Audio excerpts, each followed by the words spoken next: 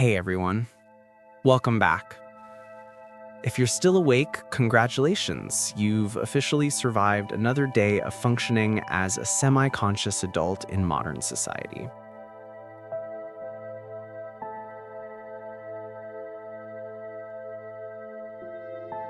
Tonight, we drift softly back into powdered wigs, flickering candlelight, and that oddly humid smell of parchment and ambition.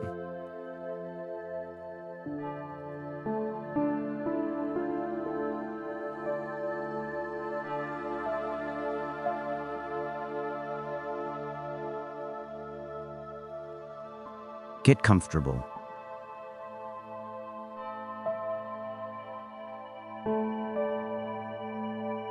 Loosen whatever you're wearing.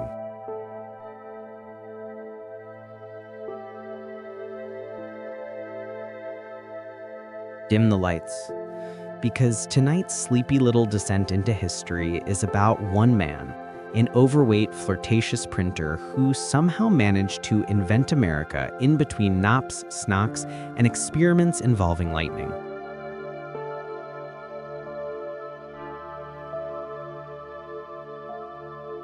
Benjamin Franklin. Yes, the same Franklin whose face now politely stares at you from the $100 bill, pretending to be serious, even though he once wrote an essay titled Fart Proudly. And somehow that man, the one who made bad jokes about flatulence and seduced half of France, became one of the most influential people in American history.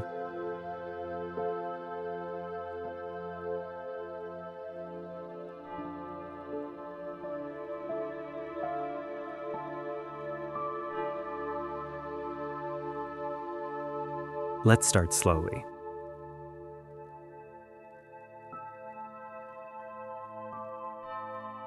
Franklin was born in 1706 in Boston, back when the city was still mostly mud, wood, and Puritans. He was the 15th of 17 children, which, even in colonial terms, was a lot. His father, Josiah Franklin, made candles and soap. His mother, Abiah Folger, made more children. It's not that Josiah loved soap so much he wanted to pass it down through the generations. He just had too many mouths to feed. Benjamin was supposed to join the family business, boiling tallow and selling candles. But even as a kid, he had that restless, slightly smug curiosity that makes people either geniuses or unbearable.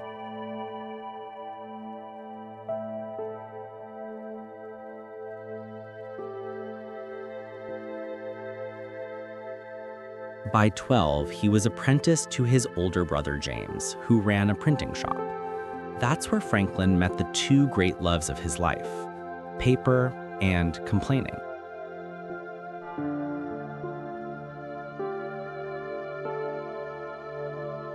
James published a newspaper called the New England Courant, one of the first in the colonies, and young Ben wanted desperately to write for it. But James wasn't interested in the opinions of a teenage apprentice, so, naturally, Franklin did the reasonable thing.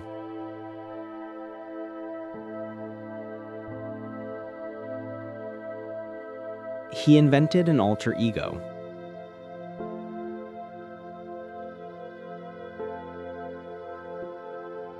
Enter Mrs. Silence Dogood.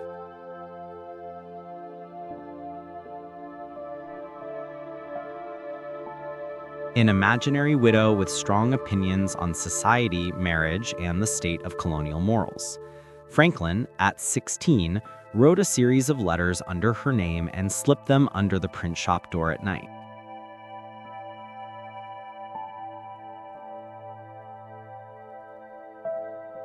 They got published. The readers loved her. She was witty, bold, and, annoyingly, more popular than James. When Franklin finally confessed it was him, James didn't laugh. He got angry, because no one likes finding out their little brother is secretly funnier than they are.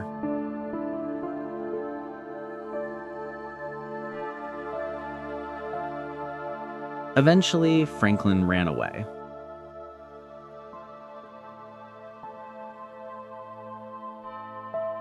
literally packed his things, left Boston, and walked to Philadelphia, which in 1723 was like trading Puritan Boston for a slightly muddier version of heaven.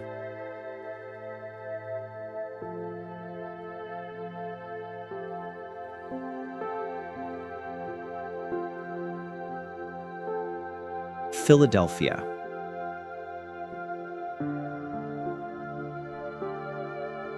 The city of brotherly love, and for Franklin, the city of reinvention.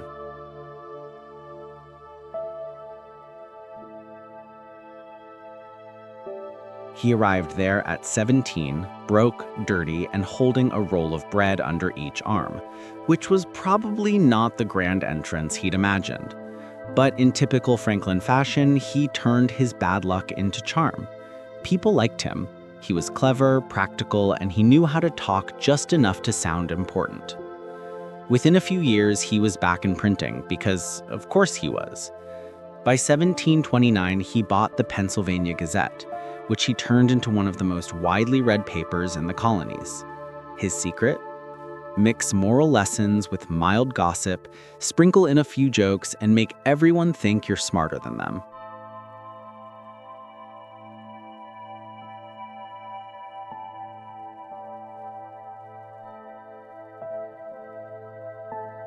He also started writing Poor Richard's Almanac, a yearly publication full of weather forecasts, farming advice, and fortune cookie-level wisdom.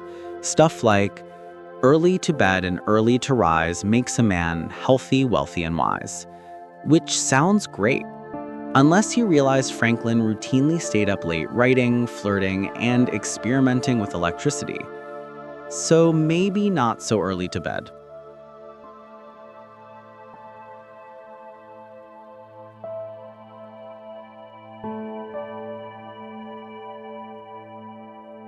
But let's pause there.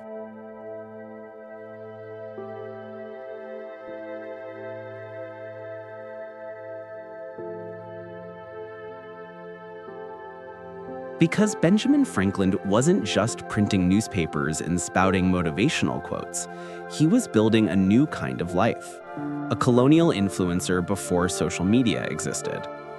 He created libraries so people could borrow books instead of buying them. He organized fire departments, started debating clubs, founded the first public hospital, and even helped create what would later become the University of Pennsylvania. He was like a walking civic to-do list. Everywhere he went, something new appeared. A subscription library, a postal system, or a group of men arguing about ethics while drinking too much ale.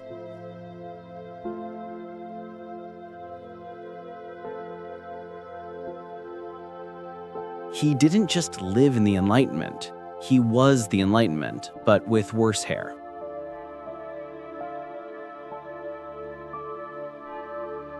Now, at this point, Franklin could have just retired as a wealthy printer and professional know-it-all. But no, he had that dangerous kind of curiosity that keeps people from minding their own business. So he turned to science. Picture it. A middle-aged man wandering around Philadelphia with a magnifying glass, staring at thunderstorms and thinking, I wonder what that's made of. In the 1440s, Franklin started experimenting with electricity, a mysterious, barely understood phenomenon that at the time was basically party magic. People rubbed glass rods on silk and watched sparks jump. Franklin thought there had to be more to it. And he was right. He discovered that electricity wasn't just a curiosity, it was a single fluid that flowed through everything. He invented words we still use today: battery, conductor, charge, positive, negative. And yes, the famous kite experiment probably happened, though not exactly the way school textbooks describe it. He didn't just go flying a kite in a thunderstorm like a lunatic. He stood under a shed holding a silk string with a key tied to it, waiting for static to build up. And when it did, he proved that lightning and electricity were the same thing.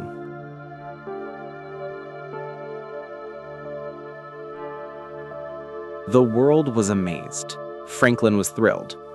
And somewhere his mother probably said, "You did what with a kite?" Of course, being Franklin, he didn't stop there. He turned his experiments into inventions, all of them weirdly practical. He created the lightning rod, which protected buildings from strikes, the Franklin stove, which made heating more efficient, bifocals because he was tired of switching glasses, and even the glass harmonica, a musical instrument made from spinning glass bowls that sounded like haunted crystal. He was basically the Steve Jobs of the 18th century, except with more gout and less branding. But here's the thing about Franklin. For all his talk of virtue and thrift, he was also deeply human. He loved attention, flirted shamelessly, and wrote letters that can only be described as colonial thirst traps. When he went to France later in life, French women adored him. They called him le philosophe charmant, the charming philosopher. Imagine that. A 70-year-old man, balding, overweight.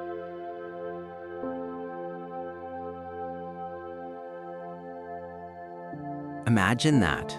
A 70-year-old man, balding, overweight, wrapped in fur-lined coats, surrounded by Parisian socialites swooning over his wit. It was ridiculous, and Franklin loved every second of it. But let's rewind, back before the wigs and the wine. By the mid-1750s, Franklin had gone from successful printer to respected statesman. He'd become the colonial postmaster general, which meant he was in charge of mail across the British colonies, a surprisingly powerful position. He streamlined delivery routes, created standardized rates, and turned the postal service into something vaguely reliable. And then came the inevitable problem: Britain. Because Britain had that charming habit of taxing things it didn't pay for. When the Stamp Act hit in 1765, a tax on printed materials, Franklin, of all people, found himself in a tricky spot. He was both a printer and an official connected to the British Crown. So naturally, everyone blamed him. Colonial mobs burned effigies of him in the streets. Franklin, being Franklin, decided to fix things diplomatically by sailing to London and trying to talk sense into Parliament. He stayed there for 11 years. That's right, 11 years of tea, arguments, and subtle eye-rolling as British politicians debated whether Americans should be treated like citizens or like distant cash machines. Over time, Franklin's loyalty began to shift. He arrived in London as a proud Englishman. He left as an American revolutionary. Why? Because Britain couldn't stop being, well, Britain. In 1774, Franklin was humiliated in front of the Privy Council, basically yelled at by British officials for daring to criticize them. That was the moment he snapped. He went home, quietly, with that simmering Enlightenment rage, the kind that doesn't explode, but plans. And when the American Revolution began, Franklin didn't hesitate. He joined the Second Continental Congress, helped draft the Declaration of Independence, and signed it. By then, he was 70. Most people that age are collecting pensions, not helping start countries. Still, Franklin wasn't done. In 1776, Congress sent him to France because who better to beg for money and military aid than the most charming old man alive? And honestly, it worked. Franklin was a hit in Paris. He leaned into the image, the humble American sage, dressed in plain brown clothes, carrying his wisdom like an accessory. The French adored it. They printed his face on plates, medallions, and even snuff boxes. He secured crucial alliances, negotiated loans, and basically made France believe America was worth saving, which is no small feat considering America at that time was just a rebellious toddler of a nation. He returned home in 1885, tired but victorious. And in a final act of overachievement, he helped draft the US Constitution in 1787, though he was so frail by then that he had to be carried to sessions in a sedan chair.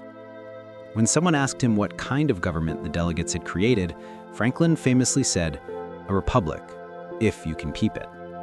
Then he probably went home, took a nap, and wrote another sarcastic essay. Franklin died in 1790 at 84, an absurdly long life for someone who spent half of it inhaling ink fumes and chasing lightning. At his funeral, 20,000 people came to watch the procession, nearly 1/10 of Philadelphia's population. Presidents, printers, scientists, and gossip mongers all agreed Benjamin Franklin had changed the world. But maybe the funniest thing about Franklin is that he never really planned to change anything.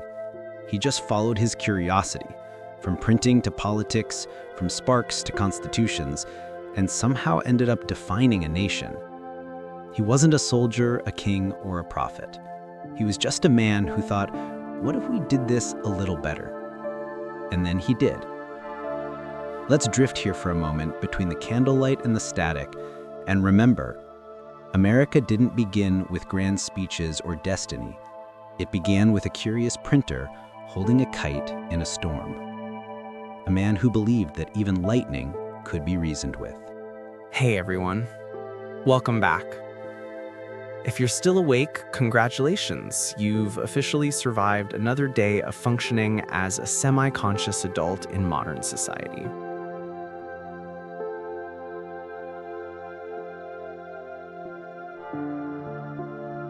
Tonight, we drift softly back into powdered wigs, flickering candlelight, and that oddly humid smell of parchment and ambition.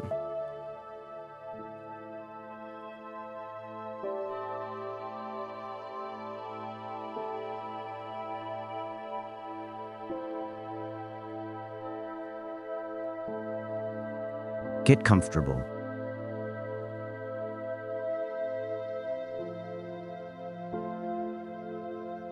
Loosen whatever you're wearing.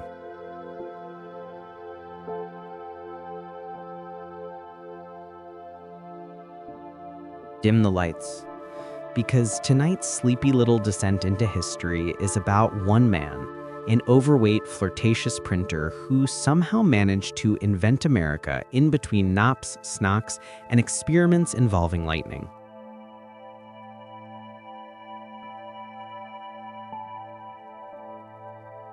Benjamin Franklin. Yes, the same Franklin whose face now politely stares at you from the $100 bill, pretending to be serious even though he once wrote an essay titled "Fart Proudly." And somehow that man, the one who made bad jokes about flatulence and seduced half of France, became one of the most influential people in American history.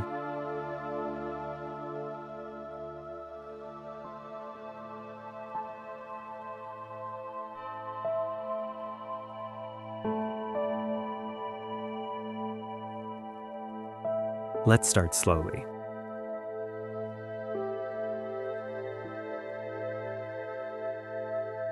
Franklin was born in 1706 in Boston, back when the city was still mostly mud, wood, and Puritans. He was the 15th of 17 children, which, even in colonial terms, was a lot. His father, Josiah Franklin, made candles and soap. His mother, Abiah Folger, made more children. It's not that Josiah loved soap so much he wanted to pass it down through the generations. He just had too many mouths to feed.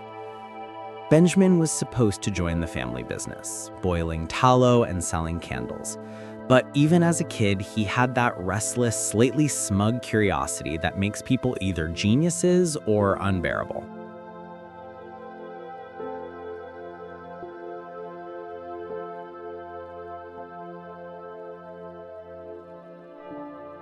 By 12, he was apprenticed to his older brother James, who ran a printing shop. That's where Franklin met the two great loves of his life, paper and complaining.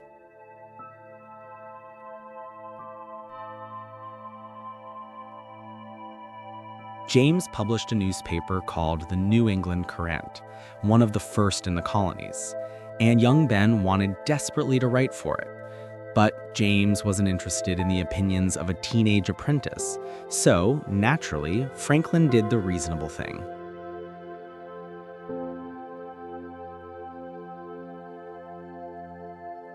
He invented an alter ego.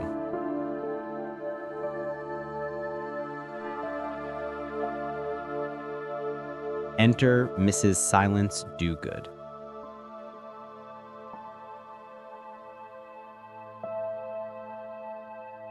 An imaginary widow with strong opinions on society, marriage, and the state of colonial morals. Franklin, at 16, wrote a series of letters under her name, and slipped them under the print shop door at night.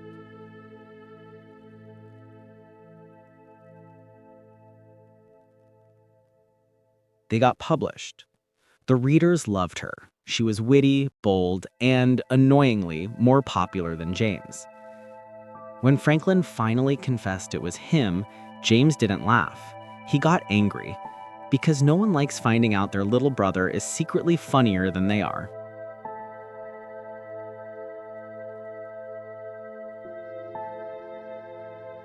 Eventually, Franklin ran away.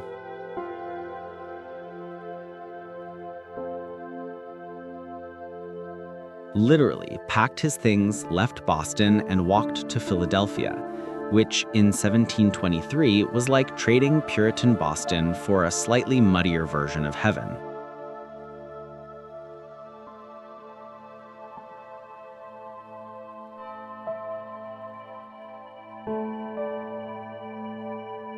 Philadelphia.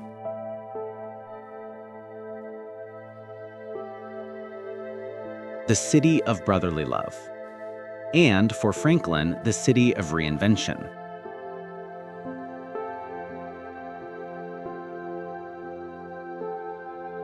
He arrived there at 17, broke, dirty, and holding a roll of bread under each arm, which was probably not the grand entrance he'd imagined.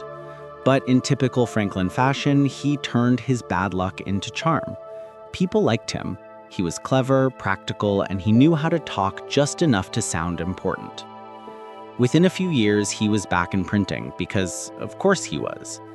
By 1729, he bought the Pennsylvania Gazette, which he turned into one of the most widely read papers in the colonies. His secret? Mix moral lessons with mild gossip, sprinkle in a few jokes, and make everyone think you're smarter than them.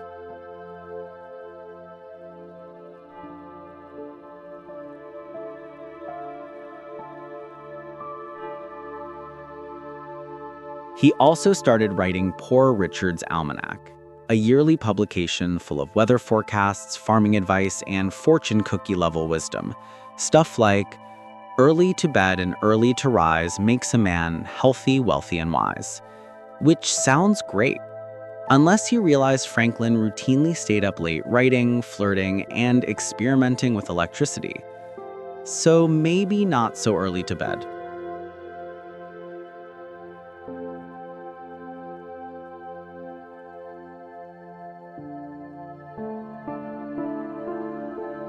But let's pause there.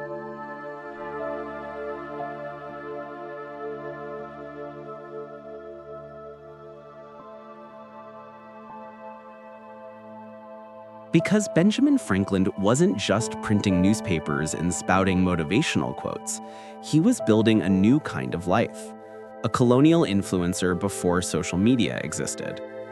He created libraries so people could borrow books instead of buying them. He organized fire departments, started debating clubs, founded the first public hospital, and even helped create what would later become the University of Pennsylvania. He was like a walking civic to-do list. Everywhere he went, something new appeared. A subscription library, a postal system, or a group of men arguing about ethics while drinking too much ale.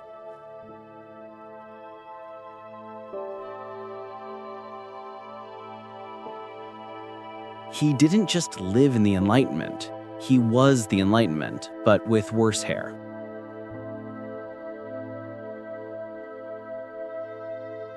Now, at this point, Franklin could have just retired as a wealthy printer and professional know-it-all.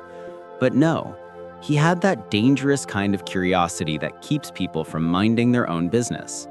So he turned to science. Picture it. A middle-aged man wandering around Philadelphia with a magnifying glass, staring at thunderstorms and thinking, I wonder what that's made of. In the 1440s, Franklin started experimenting with electricity, a mysterious, barely understood phenomenon that at the time was basically party magic. People rubbed glass rods on silk and watched sparks jump. Franklin thought there had to be more to it. And he was right. He discovered that electricity wasn't just a curiosity, it was a single fluid that flowed through everything. He invented words we still use today, battery, conductor, charge, positive, negative. And yes, the famous kite experiment probably happened, though not exactly the way school textbooks describe it. He didn't just go flying a kite in a thunderstorm like a lunatic. He stood under a shed holding a silk string with a key tied to it, waiting for static to build up. And when it did, he proved that lightning and electricity were the same thing.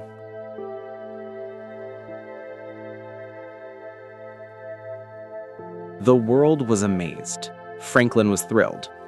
And somewhere his mother probably said, "You did what with a kite?"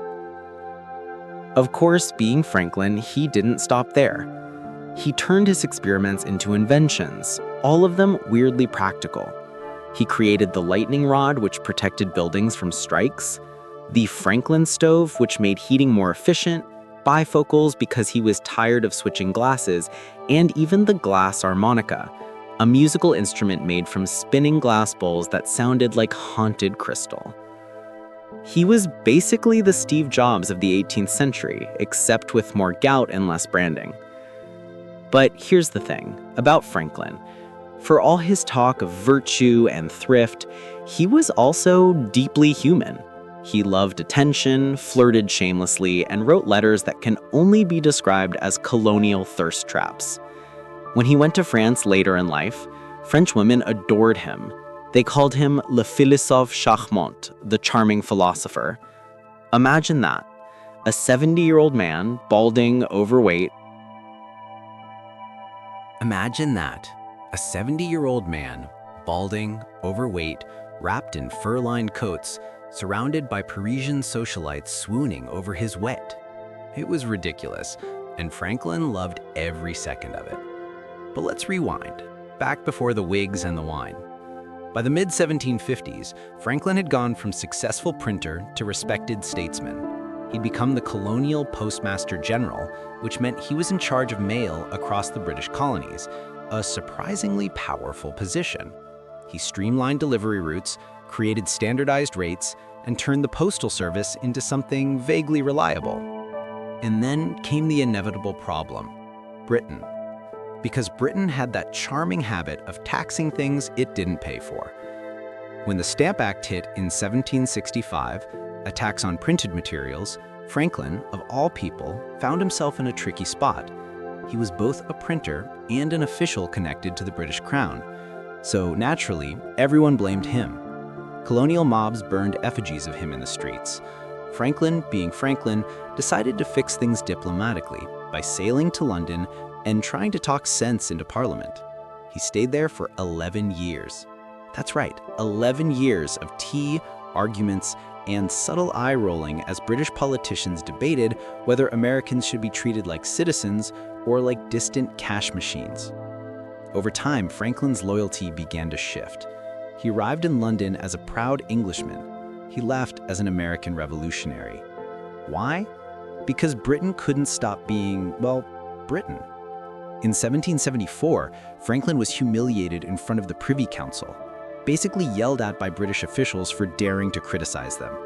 That was the moment he snapped. He went home, quietly, with that simmering Enlightenment rage, the kind that doesn't explode, but plans. And when the American Revolution began, Franklin didn't hesitate. He joined the Second Continental Congress, helped draft the Declaration of Independence, and signed it. By then, he was 70. Most people that age are collecting pensions, not helping start countries. Still, Franklin wasn't done. In 1776, Congress sent him to France because who better to beg for money and military aid than the most charming old man alive? And honestly, it worked. Franklin was a hit in Paris. He leaned into the image, the humble American sage, dressed in plain brown clothes, carrying his wisdom like an accessory. The French adored it. They printed his face on plates, medallions, and even snuff boxes. He secured crucial alliances, negotiated loans, and basically made France believe America was worth saving, which is no small feat considering America at that time was just a rebellious toddler of a nation. He returned home in 1885, tired but victorious. And in a final act of overachievement, he helped draft the US Constitution in 1787, though he was so frail by then that he had to be carried to sessions in a sedan chair. When someone asked him what kind of government the delegates had created, Franklin famously said, "A republic, if you can keep it." Then he probably went home, took a nap, and wrote another sarcastic essay. Franklin died in 1790 at 84, an absurdly long life for someone who spent half of it inhaling ink fumes and chasing lightning. At his funeral, 20,000 people came to watch the procession, nearly 1/10 of Philadelphia's population. Presidents, printers, scientists, and gossip mongers all agreed Benjamin Franklin had changed the world. But maybe the funniest thing about Franklin is that he never really planned to change anything. He just followed his curiosity, from printing to politics, from sparks to constitutions, and somehow ended up defining a nation. He wasn't a soldier, a king, or a prophet. He was just a man who thought, what if we did this a little better? And then he did. Let's drift here for a moment between the candlelight and the static, and remember, America didn't begin with grand speeches or destiny. It began with a curious printer holding a kite in a storm. A man who believed that even lightning could be reasoned with. Hey again. Still awake? Impressive. By now, you've survived wooden teeth, emotional repression, and the chronic sadness of two American icons. So it's only fair we reward you with something even more depressing, but in a sparkly, gold-trimmed way. Tonight, we drift across the Atlantic. The candles get taller, the wigs get puffier, and the family trees get, well, shorter. Because we're entering the gilded, uncomfortable world of European royalty, where everyone was related to everyone else, and marrying for love was about as rare as good dental hygiene. Royal bloodlines, you see, were a bit of an obsession. The idea was to keep the divine blood pure, which is a poetic way of saying they just married their cousins, repeatedly, for centuries. The result? Generations of pale, fragile monarchs with more titles than teeth, and family trees that looked like tangled spaghetti. So let's dim the lights, fluff the pillows, and drift gently into one of history's strangest genetic experiments. Our first stop is Spain. More specifically, with a man who became the living embodiment of royal inbreeding, Charles II of Spain. If the Habsburg family had a brand, Charles was their final product, the limited edition model no one asked for. By the time he was born in 1661, the Habsburgs had been intermarrying for so long that their family tree looked more like a family pretzel. His parents were uncle and niece. His grandparents, also closely related. In fact, Charles's genetic coefficient of inbreeding was so high that it was roughly equivalent to being the child of siblings. So yes, science says, oops. And the results were noticeable. Charles was born sickly, couldn't talk properly until he was 4, and didn't walk until he was 8. He had what one ambassador politely called a big head and all the ugliness of his race. His lower jaw stuck out so far that he couldn't chew properly, the infamous Habsburg jaw. It wasn't just a family trait, it was a geological feature. He drooled constantly, suffered from epilepsy, and was often described as imbecilic. The poor man could barely digest food or understand the concept of monarchy, but he was still, technically, King of Spain. Of course, politics didn't stop for genetics. His advisors ruled for him, while Charles spent his days praying, collecting relics, and consulting exorcists about his chronic illnesses. The royal court tried desperately to produce an heir, which meant finding him a wife, preferably not related. They failed on both counts. His first wife, a French princess, reportedly cried every night for 2 years. His second wife, Maria Anna of Neuburg, was so frustrated by his health that she allegedly faked pregnancies to stay in power. Charles himself was convinced he'd been cursed, and honestly, he might not have been wrong. When he died in 1700, at just 38, his autopsy reportedly found that his body did not contain a single drop of blood. His heart was the size of a peppercorn, and his head was full of fluid. If there ever was a medical metaphor for the end of a dynasty, that was it. Thus ended the Spanish Habsburgs, not with a bang, but with a genetic whimper. Let's float north now, to Austria, where the Habsburgs continued their family tradition of ignoring biology. The motto might as well have been, "Why meet new people when you can marry your cousin?"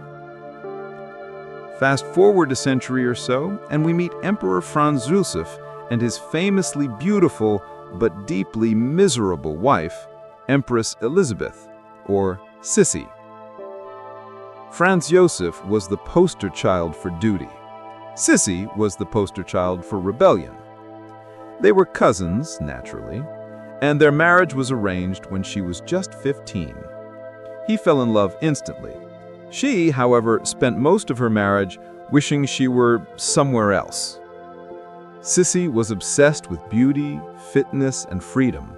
She'd fast for days, brush her hair for hours, and write melancholy poetry about birds in cages. Meanwhile, Franz Joseph just wanted someone to attend meetings with him. Their relationship was basically one long, emotional misunderstanding wrapped in royal protocol. Sissy would disappear for months to travel Europe, while Franz Joseph stayed in Vienna, alone, drowning in paperwork and repression. She eventually met her tragic end in 1898, stabbed by an anarchist while walking in Geneva. He went on ruling until World War I finally destroyed the empire his ancestors had so carefully inbred to preserve. The moral? You can control who marries whom for 500 years, but you can't control entropy or poetry. But maybe you're thinking, surely not all royal families were this genetically concentrated. But they were. Let's drift gently eastward to the Romanovs of Russia.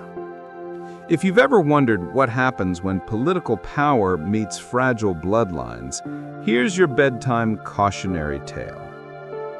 Meet Tsar Nicholas II, the last emperor of Russia, and his wife, Alexandra. They were distant cousins, both great-great-grandchildren of Queen Victoria. Yes, even the Russians couldn't escape the British gene pool. Their son, Alexei, inherited hemophilia, a bleeding disorder passed through Queen Victoria's descendants like a royal party favor. The disease meant that even a small bruise could be fatal. It terrified Alexandra, who became desperate for a cure, or at least a miracle. Enter Grigory Rasputin, the wandering mystic with hypnotic eyes and questionable hygiene. He promised healing, offered prayers, and somehow gained enormous influence over the royal family.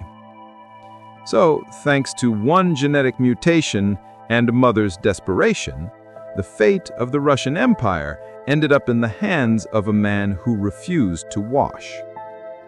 History's sense of irony is impeccable. Now, speaking of Queen Victoria, let's drift over to Britain, where the gene pool also looked like someone had pressed copy and paste too many times. Victoria herself was surprisingly healthy, but her descendants carried the hemophilia gene across Europe to Spain, Germany, and Russia.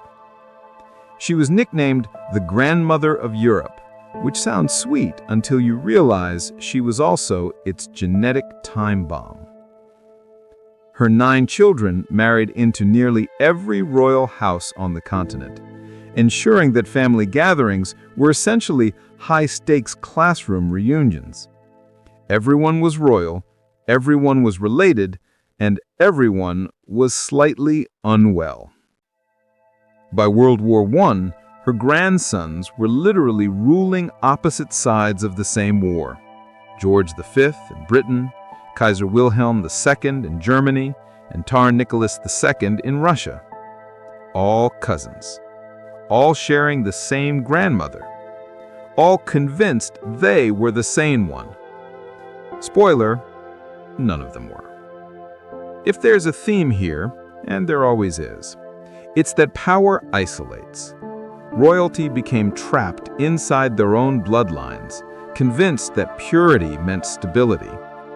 Instead, it meant deformity, disease, and dynasties collapsing under their own genetic weight. It's like the universe looked at centuries of cousin marriages and said, "Let's see how far this goes." And yet, there's something oddly human about it. These kings and queens weren't monsters. They were people, trying to preserve what they thought was sacred. Family, lineage, legacy, only to discover that the walls they built kept out the very thing they needed most: fresh air. By the early 20th century, royal families finally got the hint. Science caught up, genetics became a thing, and doctors quietly suggested that marrying strangers might not be the worst idea. Modern royals began marrying commoners, university sweethearts, even, gasp, people they actually liked. And while the crowns grew lighter, so did the bloodlines. The fairy tales didn't end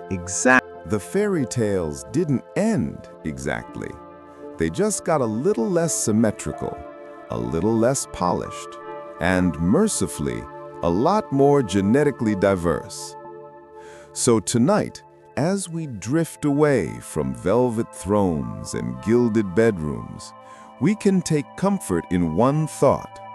For all their riches, these monarchs were often prisoners of their own reflection, fragile, trapped, and endlessly repeating the same mistakes. The peasants may have starved, but at least they could marry someone not their cousin. Now, take a deep breath. We've wandered through powdered courts, battlefields, and lonely palaces, but our journey through history's tired souls isn't over yet. Next, we'll float softly into another chapter of royal exhaustion, one filled with spoiled heirs, tragic children, and destinies decided before they could even spell their own names. Hey everyone, welcome back. If you're somehow still awake, congratulations! You've survived 2 whole parts of Benjamin Franklin's life without drifting into the void. But don't worry, we're staying in the soft, flickering light of the 18th century a little longer. Tonight, we're not talking about Franklin the Founding Father or Franklin the Flirt. We're talking about Franklin the Thinker, the philosopher-scientist hybrid who could spend hours staring at bubbles in a glass of water and somehow turn it into a theory about the universe. So, pull the blanket a little closer. Let's float into Franklin's laboratory, a place where the air smells faintly of ink, metal, and mild self-satisfaction. Benjamin Franklin loved ideas the way some people love pets. He collected them, fed them, and occasionally abandoned them when something shinier came along. Unlike most men of his time, who preferred their worldviews nicely wrapped in theology, Franklin wanted proof. He wanted to see how things worked. Electricity, weather, heat, the ocean, it was all fair game. His curiosity was chaotic, but genuine. He'd read an essay about whirlpools, and suddenly he'd be in a rowboat paddling dangerously close to one just to observe. He wasn't a scientist in the modern sense. No lab coats, no safety goggles, just a man with a notebook and too much confidence. And somehow, it worked. Let's start with his obsession, electricity. By the mid-18th century, electricity was a party trick, something rich Europeans played with at salons. They'd shock each other for fun. Franklin took it more seriously. He didn't just see sparks, he saw patterns. He noticed that when you rubbed certain materials together, the electricity wasn't created, it was transferred. He proposed that it was a single, invisible fluid, and that materials either had too much of it or too little. That's where we got the terms positive and negative. He didn't name them for any grand philosophical reason, just because he needed a way to describe direction. And that's what Franklin did best. He made the mysterious ordinary. He gave language to chaos. Then came the kite. Yes, the famous kite. The one every child learns about. Franklin standing in a thunderstorm, string in hand, waiting to be electrocuted for science. The real story is slightly less cinematic.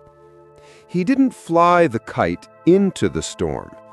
He waited at the edge, safely under a shed, with his son William helping. When the string got damp, it conducted electricity. A key tied to the line attracted sparks.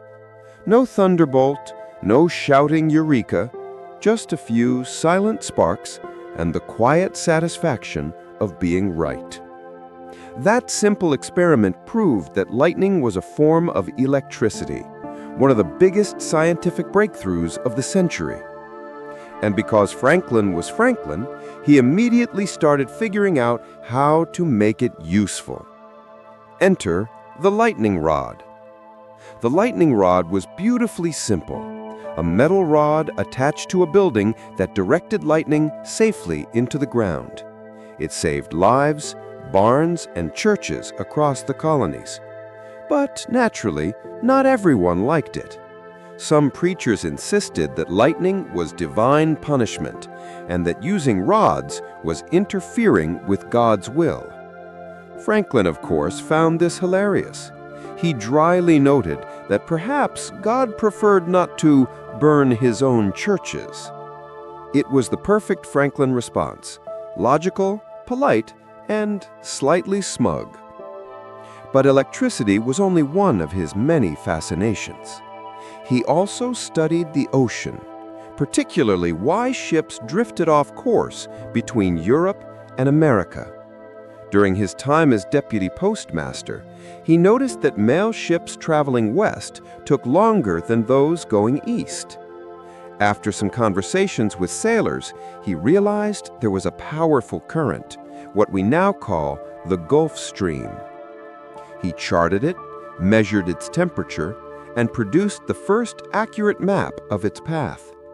Which means, in between printing newspapers and founding countries, he also improved transatlantic navigation.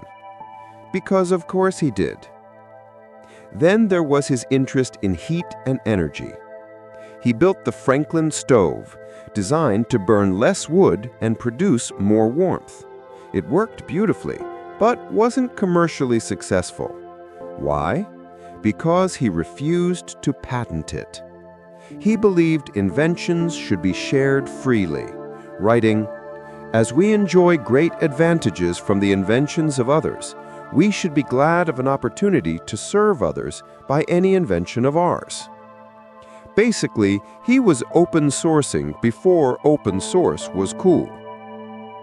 Franklin's experiments often came with unexpected side effects. One of his favorite pastimes was electrocuting things, purely for research, of course. He tested how shocks affected animals, even humans. At one point, he attempted to kill a turkey with an electric current for a dinner party demonstration. Instead, he accidentally shocked himself and passed out. When he woke up, he calmly wrote in his notes that the experiment was disagreeable. Understatement of the century.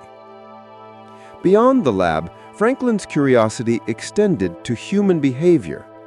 He wanted to understand why people did what they did, why they worked, prayed, fought, and wasted time. So, he invented something called his 13 virtues. It was essentially a self-improvement checklist. Each week, he'd focus on one: temperance, order, resolution, frugality, and so on. He kept a little notebook where he'd mark his progress or lack of it. He quickly discovered that moral perfection was impossible, which, in a way, was the most Franklin discovery of all. He once wrote, "Though I never arrived at the perfection I had been so ambitious of obtaining, yet I was by the endeavor a better and happier man." That's the Enlightenment in a nutshell. Less about salvation, more about progress. And progress was Franklin's religion. He was famously skeptical of organized faith. He believed in God, but in a detached, cosmic way, more as an architect than a judge. He didn't like sermons, but he loved morals. He distrusted preachers, but adored principles. His spirituality was practical, like everything else about him.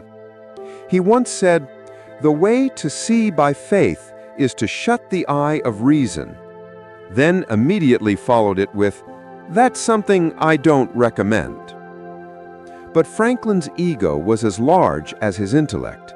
He had a deep need to be seen as the cleverest man in the room, even when the room was the entire Western world. He wrote under dozens of pseudonyms, including Poor Richard, Anthony Afterwit, and Polly Baker, the last of which was a fictional woman defending herself against moral hypocrisy. People praised the essay as a brilliant feminist argument. Franklin just smirked quietly, probably delighted that no one guessed it was him. He loved being the puppet master of public opinion. The man couldn't resist a good disguise, as long as it came with applause. Still, his greatest disguise was himself. He cultivated the image of the humble philosopher: modest clothes, simple manners, down-to-earth wit. But make no mistake, he knew exactly how that image worked. In France, it made him beloved. In America, it made him trustworthy. He turned his plainness into power, a man of reason in a world of aristocrats and egos. Even his famous bifocals told a story. He didn't just see better, he saw more clearly than everyone else. Franklin was Enlightenment propaganda in human form. His relationships reflected that balance between warmth and detachment. He could be deeply affectionate, but oddly distant. His common-law wife, Deborah Reed, spent most of her life in Philadelphia, while Franklin wandered Europe. Their letters were friendly, but rarely romantic. When she died while he was abroad, he didn't return for the funeral. He grieved privately, as always, in silence and essays. He loved people, but perhaps loved the idea of being Benjamin Franklin a little more. And yet, for all his pride, there was real compassion underneath. He championed education, libraries, Hospitals and civic institutions, not out of vanity, but belief that society could and should improve. He was one of the earliest advocates for vaccination against smallpox. He argued for the abolition of slavery late in life, signing petitions to Congress to end the practice, a view that evolved with age. Franklin never claimed to be perfect, but he refused to stop learning. And maybe that's what kept him alive for so long. Even in old age, when his health failed, his mind never rested. He wrote constantly, essays, letters, jokes, and observations on everything from chess to weather patterns. His final project was his autobiography, written in the same conversational tone he used all his life, calm, reflective, faintly amused. It wasn't a confession, it was a manual, a quiet guide for living, filled with small lessons, big ambitions, and the subtle suggestion that maybe, just maybe, you could improve yourself by thinking harder. He didn't want readers to worship him. He wanted them to copy him, and many did. 2 centuries later, Franklin remains the patron saint of American practicality, the founding father of self-improvement culture. Every life hack video, every morning routine guru, every book about success owes something to him. Wake up early, be disciplined, track your habits. Franklin was doing that in 1730. He even scheduled his days down to the hour, starting with, "What good shall I do this day?" and ending with, "What good have I done today?" It's the kind of structure that sounds admirable until you realize he also spent a lot of time ignoring it. But that's the beauty of Franklin. He didn't need to be perfect. He just needed to be interesting. Let's float gently out of the lab now, past the kites, the stoves, the stacks of notes filled with lightning sketches and moral reflections. Franklin sits quietly at his desk.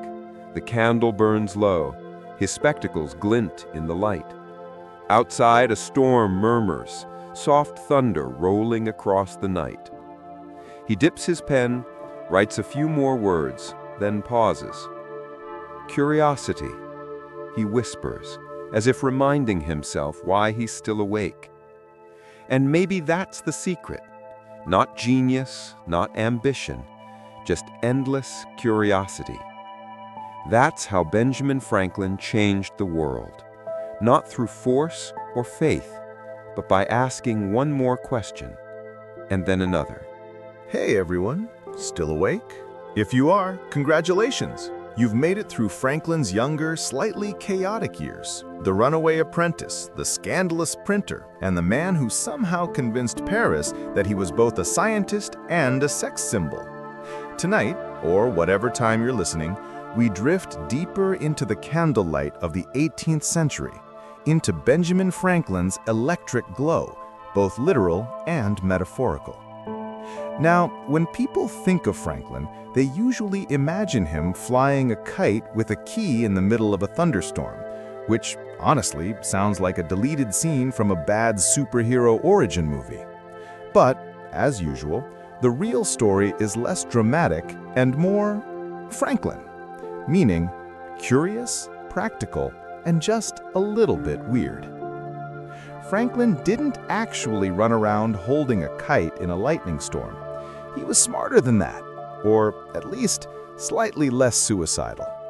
What he really did was set up a simple but clever experiment in 1752 to test whether lightning was, in fact, a form of electricity. He used a silk kite, a metal key, and a Leyden jar, an early device for storing electric charge. When storm clouds rolled over Philadelphia, Franklin stood under a shed, because even geniuses don't like being electrocuted, hold the kite string, and watched as static built up and charged the key. And that's it. No lightning strike, no dramatic zap, just a quiet, tense moment under a gray sky where Franklin proved that lightning and electricity were the same thing. He didn't invent electricity, but he did something arguably more important. He made people understand it. The 1750s world was still unsure what electricity even was. Some called it liquid fire. Others thought it was some kind of mystical essence, like bottled magic. Franklin came in and basically said, "It's just positive and negative charge, people. Calm down." He even coined terms we still use today: battery, charge, conductor, electrician. Without Franklin's neat obsession with sparks, your phone charger might be called a tiny lightning stick. His experiments earned him global fame. Suddenly, Europe wanted a piece of the Lightning Man. The Royal Society in London awarded him its prestigious Copley Medal, and French salons swooned over his discoveries. Scientists wrote to him from across the Atlantic asking for tips on making lightning rods. Even Catherine the Great of Russia was said to have read his papers. Not bad for a guy who started as a teenage runaway. But Franklin wasn't content just playing with static. He wanted to use his discoveries to protect people. In 1753, he designed the lightning rod, a simple metal rod attached to a building that redirected strikes safely into the ground. Churches, houses, even government buildings started installing them, and the results were dramatic. Fewer fires, fewer deaths, more respect for science. Franklin's motto might as well have been, "Don't fear the lightning, just ground it properly." And yet, as he was taming the heavens, Franklin's mind kept wandering to more down-to-earth things, like stoves. He invented the Franklin stove, a more efficient fireplace that used less wood and produced more heat. It was revolutionary for its time, and it made him a household name, at least among people who liked warm houses and saving money, which is everyone. Then came bifocals. Franklin hated switching between reading glasses and distance glasses, so he just combined them. Problem solved. His eyesight might have been fading, but his practicality wasn't. He even designed a flexible urinary catheter. Yes, really, for his brother who suffered from kidney stones. Because nothing says family love like inventing a better way to pee. It's funny, when you look at Franklin's list of inventions, the lightning rod, bifocals, stove, swim fins, even an early odometer, it's also domestic, practical, safe. He didn't invent for fame or fortune. He invented because he noticed things. He paid attention. Where most people saw discomfort or inconvenience, Franklin saw an opportunity to tinker. And through all this tinkering, he was building something else too, a reputation. By the mid-1750s, Franklin had gone from provincial printer to one of the most respected intellectuals in the Atlantic world. He was a member of the Royal Society, a friend to philosophers, and a pen pal to some of Europe's brightest minds. He'd gone full enlightenment, candles, coffee, and clever quotes included. But success never sat quietly with Franklin. He wasn't the type to stay home polishing his medals. In 1757, he sailed to London as Pennsylvania's representative, tasked with sorting out the colony's endless squabbles with its proprietary governors. He was supposed to be gone for a year. He stayed almost 2 decades. In London, Franklin became the colonial everyman. He walked the foggy streets in his simple clothes, surrounded by powdered wigs and polished shoes, and everyone adored him for it. To the British elite, he was the natural philosopher from the New World, rustic, witty, and somehow pure. He leaned into it too, cultivating an image somewhere between philosopher and friendly uncle. It worked like a charm. But as he moved among lords and ministers, Franklin's loyalties started to stretch. He still loved America, but he admired Britain's science, its culture, its elegance. For a while, he thought the colonies and the crown could coexist, like a big, happy, dysfunctional family. Spoiler, they couldn't. Before we get to revolutions and declarations, though, let's float a little deeper into Franklin's London years, his friendships, his awkward diplomacy, and the slow unraveling of that delicate transatlantic bond. Because what started as polite negotiations over taxes and land would soon become a full-blown family feud, one that would turn Franklin from Britain's favorite colony into its most famous traitor.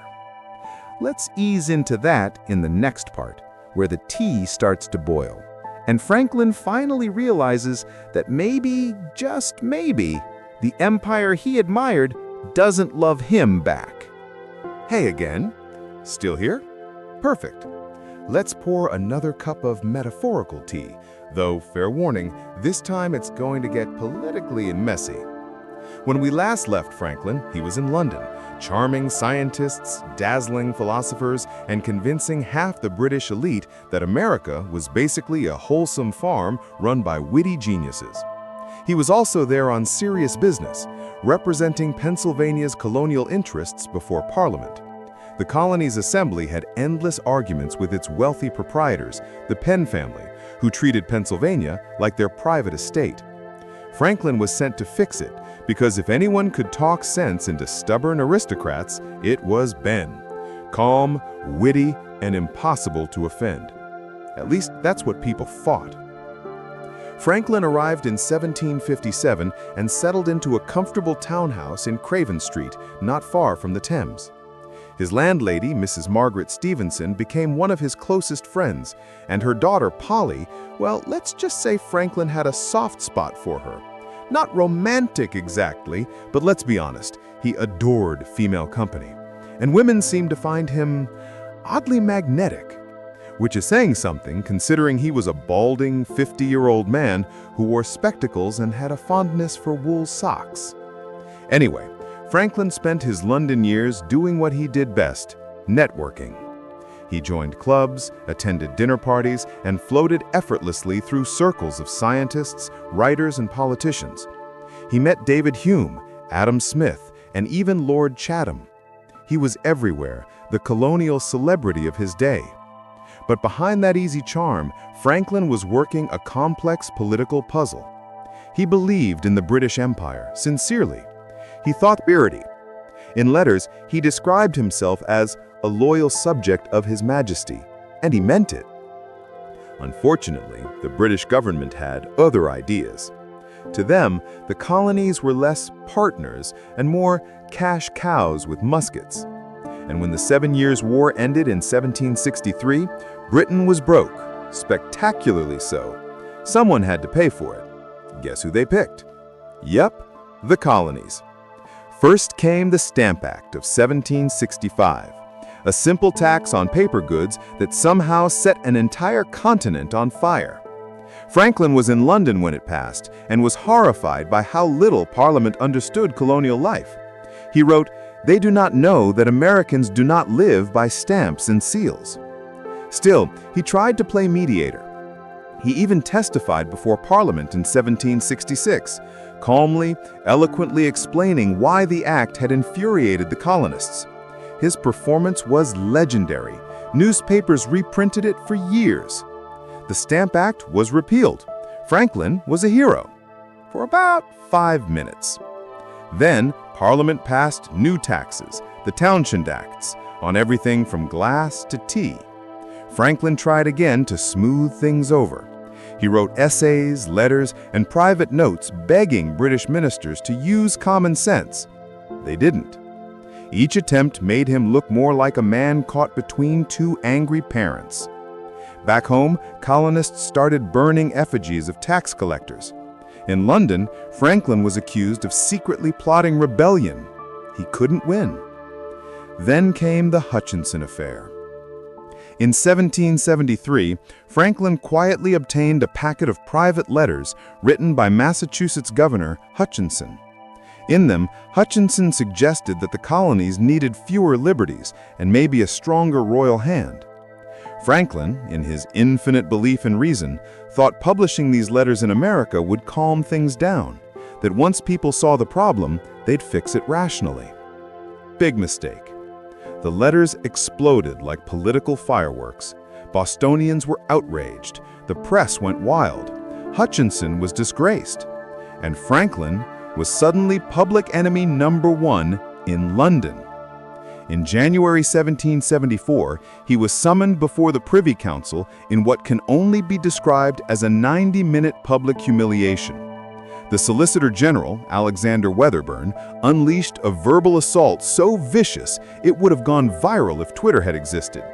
He called Franklin a liar, a thief, a traitor, said he was the man who had lost America. Franklin stood there, silently, hands clasped behind his back, not saying a word, just absorbing it. Everyone expected him to shout, to defend himself. He didn't. He simply bowed, left the room, and went home. Later that night, he reportedly changed clothes, taking off his formal British garments and putting on a simple homespun suit.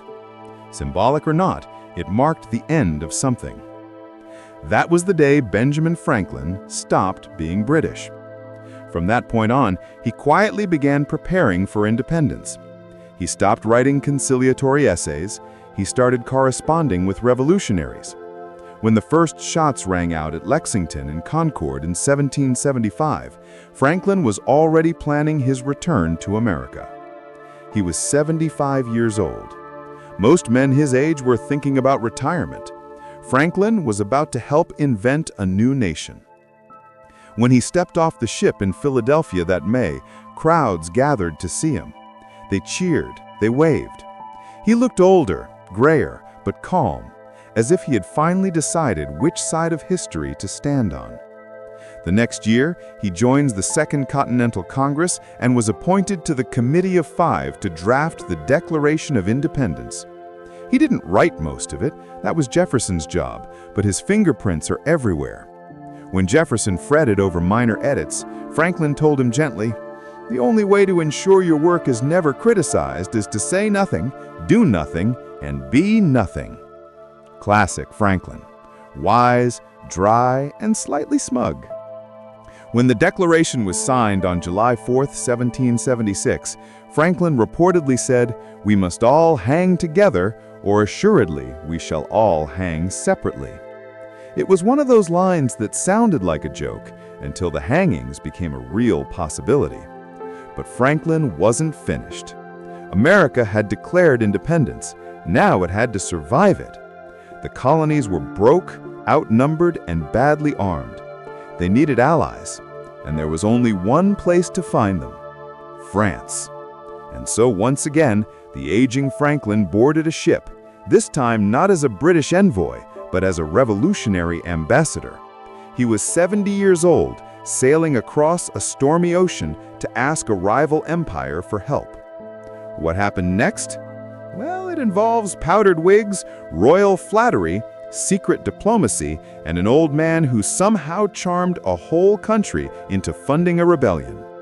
Let's drift into that next, the part where Benjamin Franklin becomes the world's most unlikely celebrity in Paris.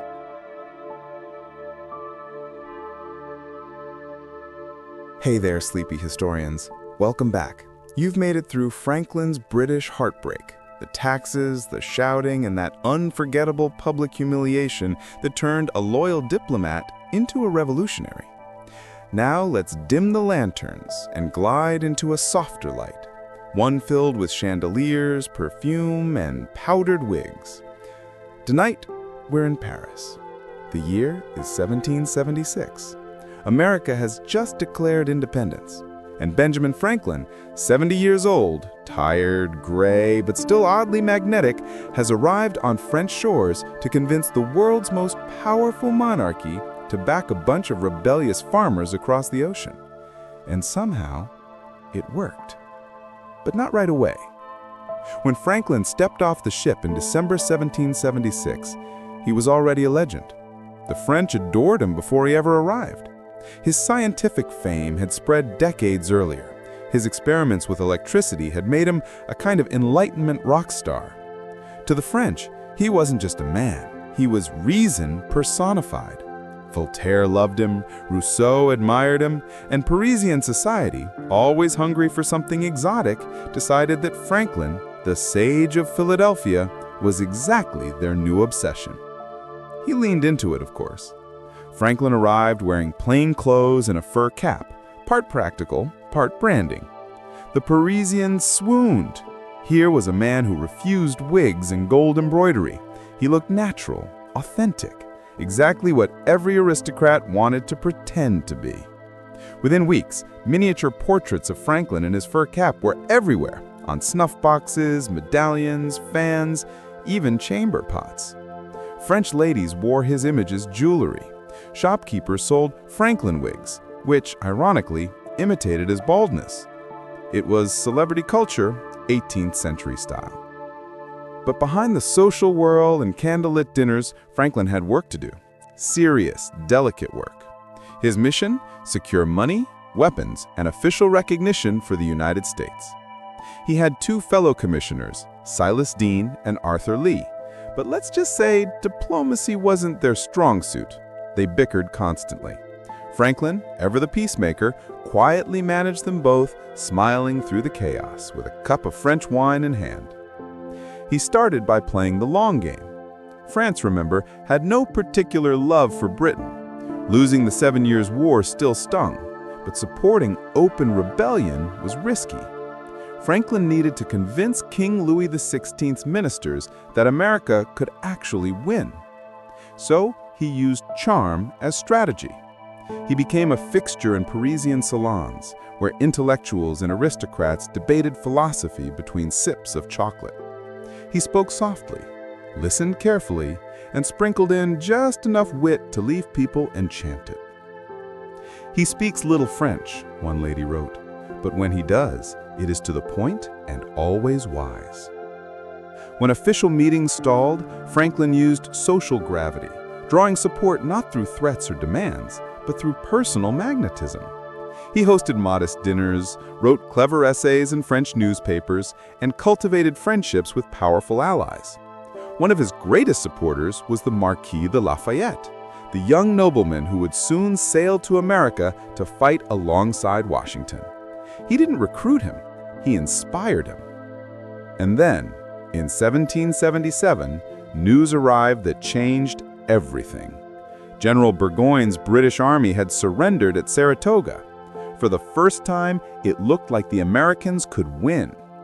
Franklin seized the moment. He met with the French foreign minister, Vergennes, and within months, a formal alliance was born. In February 1778, France officially recognized the United States. The two nations signed treaties of friendship and alliance, pledging military and financial support. Franklin's diplomacy, patient, clever, almost casual, had done what no one else could. When the news reached America, there were celebrations, bells rang, crowds cheered. In London, people were horrified. Benjamin Franklin, the mild, humorous printer they'd once mocked, had just helped Britain's greatest rival declare war on them. But Franklin, he just smiled. His letters from Paris during this time are pure gold. He writes about science and politics in the same breath, discusses ship cannons and musical instruments, and occasionally slips in a flirtatious remark to one of his countless admirers.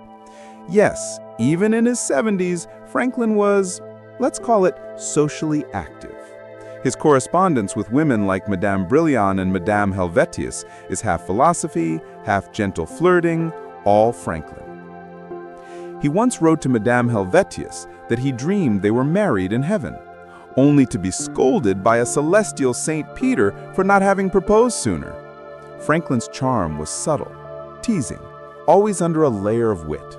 It was as if he couldn't help turning every conversation into a miniature essay about life, love, or reason.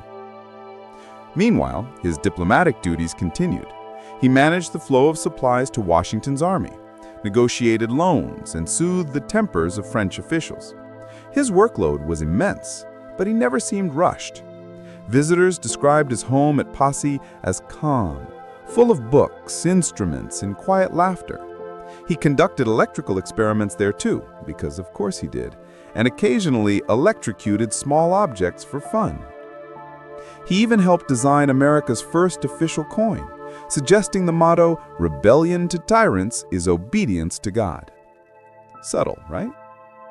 By 1781, the alliance Franklin had nurtured began to bear fruit. French troops and fleets played a decisive role in defeating Britain at Yorktown. When the British surrendered, Franklin was in Paris, smiling that small, satisfied smile that said, "Told you so." The next step was peace.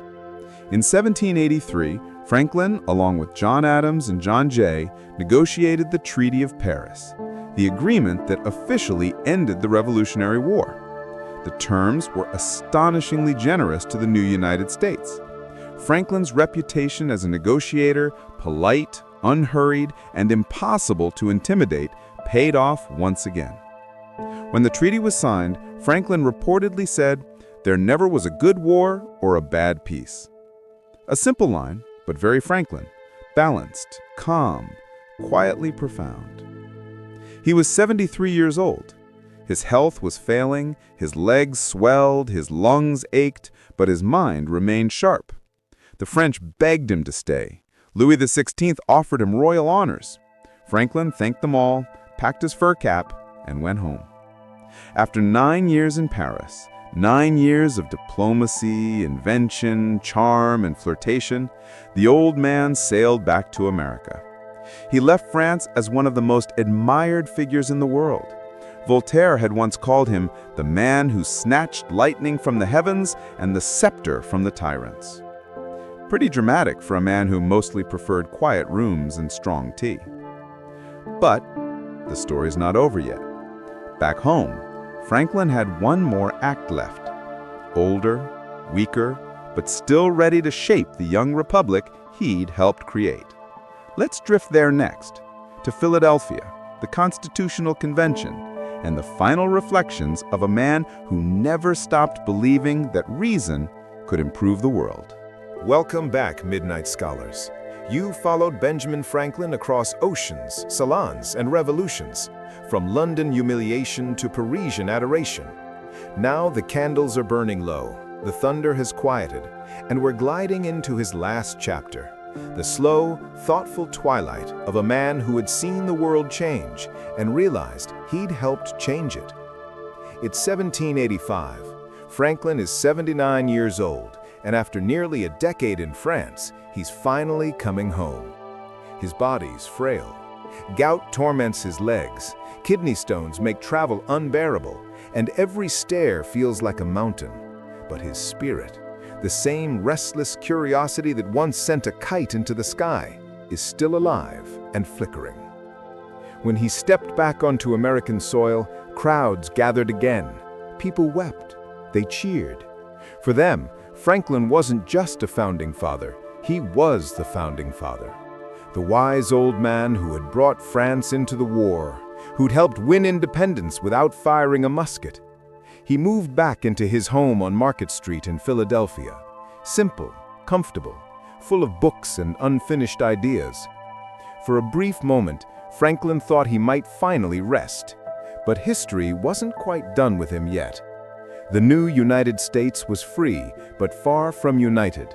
The Articles of Confederation, the country's first attempt at a government, were falling apart. The states squabbled. Congress had no money. Trade was a mess. And in 1787, a convention was called in Philadelphia to fix everything. Franklin, now 81 years old, was chosen as a delegate. He could barely walk, often had to be carried in a sedan chair by prisoners from the local jail. But he showed up every day, quiet, observant, occasionally napping, always thinking. The Constitutional Convention was full of egos. Hamilton, Madison, Washington, men young enough to be Franklin's grandchildren. They argued for months. Franklin mostly listened, occasionally rising to deliver the kind of short, simple wisdom that silenced a room. At one point, when the debates grew vicious, he stood and said, "We are sent here to consult, not to contend." He then suggested they begin each morning with a prayer. They didn't, but the room quieted. His voice carried a weight that no one could ignore. When the delegates finally finished the Constitution, Franklin gave his last great public speech. Too weak to stand, he had another delegate read it aloud. In it, he admitted he didn't agree with every part of the document, but that he would support it anyway. Thus, he wrote, I consent to this Constitution because I expect no better, and because I am not sure that it is not the best. That line sums him up perfectly, practical, humble, and deeply aware that perfection was a myth. When the final signatures were gathered, he pointed to the carved sun on the back of George Washington's chair and said, "I have often looked at that sun during the sessions, without being able to tell whether it was rising or setting. But now I have the happiness to know that it is a rising, not a setting sun."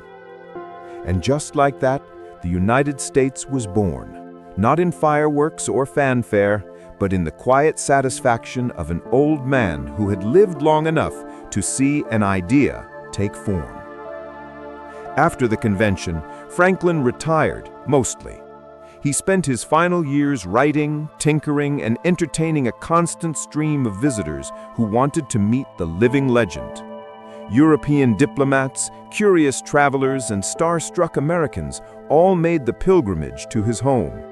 He greeted them with his usual warmth, a soft laugh, and a few carefully chosen words that they'd remember forever. He continued writing essays on topics ranging from politics to health to personal conduct. One of his final essays was about the abolition of slavery. Despite once owning slaves himself, Franklin's thinking had evolved dramatically. As president of the Pennsylvania Society for Promoting the Abolition of Slavery, he petitioned Congress in 1790, urging them to end the practice. He wrote, "Slavery is an atrocious debasement of human nature." It was one of his last public acts, and one of his bravest. Even near the end, Franklin couldn't resist experimenting. He wrote about air circulation, weather patterns, and the chemistry of oil on water.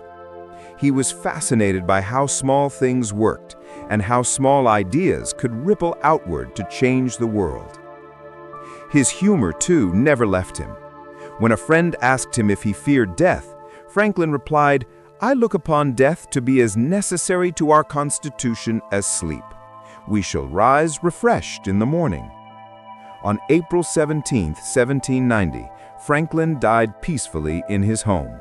He was 84 years old. Philadelphia fell silent. Over 20,000 people attended his funeral, a massive crowd for the time. Citizens, politicians, soldiers, and ordinary workers lined the streets. The French National Assembly wore mourning colors. Across the ocean, in Paris, a motion was proposed to wear black for 3 days in his honor. His epitaph, written long before his death, captured his wit perfectly. The body, B. Franklin, printer, like the cover of an old book, its contents torn out and stripped of its lettering and gilding, lies here food for worms. But the work shall not be lost, for it will, as he believed, appear once more in a new and more elegant edition, corrected and amended by the author. Franklin, printer, philosopher, inventor, diplomat, scientist, statesman, joker, and restless soul, left behind something greater than all his experiments combined. The idea that ordinary curiosity, guided by reason and kindness, could build nations. He had been, in the truest sense, America's first self-made man. Born poor, armed with nothing but words and wit, and determined to understand the world. And maybe that's why his story feels oddly comforting. Because Franklin never rushed toward greatness. He stumbled into it, paper in hand, eyes open, always tinkering. And so, as the candle finally burns low and the air grows still, we leave Benjamin Franklin right where he belongs, somewhere between myth and memory, science and satire, genius and gossip. He never wore a crown, never ruled a kingdom, and yet somehow managed to shape an entire nation's sense of itself with wit, wisdom, and a truly concerning number of lightning rods. Franklin's story isn't just about discovery. It's about how one man managed to live every version of the Enlightenment dream, Inventor, flirt, philosopher, printer, politician, and all-around troublemaker. His life was messy, brilliant, deeply human, and somehow still feels unfinished, like a chapter America keeps trying to rewrite. So if you're still awake, congratulations! You've made it through the longest bedtime story about Benjamin Franklin ever told. And if you're not, well, Franklin would approve. After all, early to bed and early to rise makes a man healthy, wealthy, and, apparently, deeply unconscious. Good night, dear listener. Sleep well, and try not to dream about bifocals, French wine, or kites in thunderstorms.